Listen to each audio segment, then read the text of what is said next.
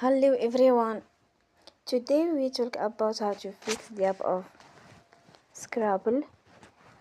We will go to settings.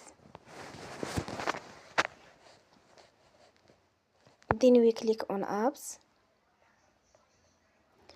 After that we will search the app Scrabble.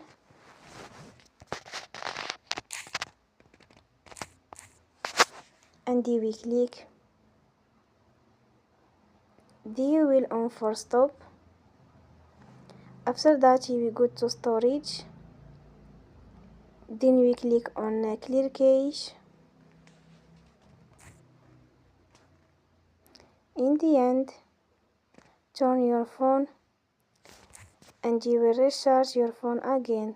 Don't forget to support us by like and subscribe. See you next time and thank you for watching.